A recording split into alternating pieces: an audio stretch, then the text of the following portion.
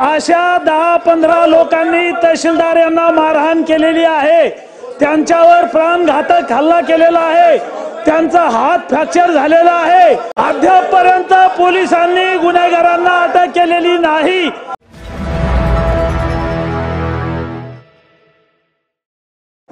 अध्यक्ष महोदय, रात्री अध्यक्ष महोदय परतूरच्या तहसीलदार प्रतीक्षा गोरे यांच्यावर वाळू माफिया, मुरुम माफिया, गुंडांनी, बिल्डरनी हल्ला केलेला आहे। रात्री तहसीलदार प्रतीक्षा गोरे यांनी मुरुम चोरणारे वाहन हायवा पकडले, जेसीबी मशीन पकडली।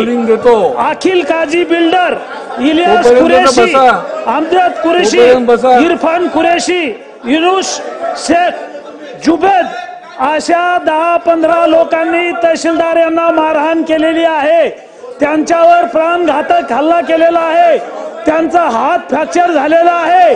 अशा वाळू माफिया, मुरुम माफिया, गुंडांना हैदोस घातलेला आहे। आज महिला दिनाच्या निमित्त या ठिकाणी महिला सभागृहामध्ये महिलांचे प्रश्न मांडणार आहेत आणि तहसीलदार असलेल्या सावित्रीच्या लेकीवर, तहसीलदारवर अशा प्रकारचा हल्ला होतो। पोलीस बघ्याची भूमिका घेतात। अद्यापपर्यंत पोलिसांनी गुन्हेगारांना अटक केलेली नाही।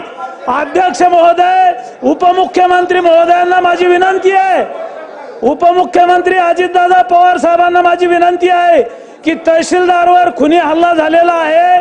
आज महिला दिनाच्या निमित्त सभागृहामध्ये चर्चा आहे। महिला तहसीलदार जीव मुठीत धरून बसल्या होत्या, मारहाण झालेली आहे, हात फ्रॅक्चर झालेला आहे, यांना हद्दपार केलं पाहिजे। यांच्यावर अनेक गुन्हे आहेत, यांच्यावर मोका लावून त्यांच्यावर कठोर कारवाई केली पाहिजे। यापूर्वी तहसीलदारच्या अंगावर गाडी घालण्याचा प्रयत्न झाला, अप्पर जिल्हाधिकाऱ्यांना मारहाण झाली, ती महिला आहे आणि अशा पद्धतीनं महिला अधिकाऱ्यांना मारहाण होते।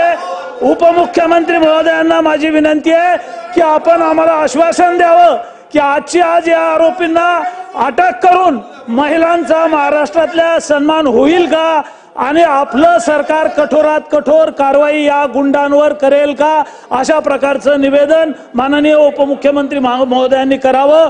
प्राणघातक हल्ला झाला, तहसीलदार वाचलेले आहेत। महिला आमदारांना माझी विनंती आहे की आज अशा पद्धतीने ही मारहाण होते। हे बघा, मारहाण झाली, तहसीलदार जखमी झालेले आहेत, हात फ्रॅक्चर झालेला आहे।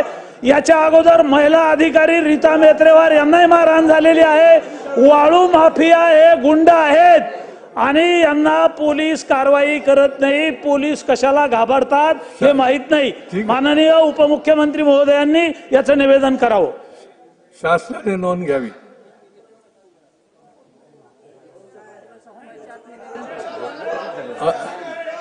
कामकाज संपायच्या आत निवेदन शासनाने करावं। महोदय, एक मिनिट बबनराव, आपण बसा ना। अध्यक्ष महोदय, सन्माननीय सदस्य बबनराव लोणीकर साहेबांनी खूप महत्वाचा मुद्दा इथे उपस्थित केलेला आहे आणि उद्या जागतिक महिला दिन आहे। आज आपण त्याच्याबद्दलच्या चर्चा पण घेतलेली आहे, तर त्या संदर्भात आपण आदेश दिले त्या प्रकारे आजचं सभागृहाचं कामकाज संपायच्या आत निवेदन त्या ठिकाणी केलं जाईल आणि पुढची काय कार्यवाही सरकार करत आहे तेही सांगितलं जाईल।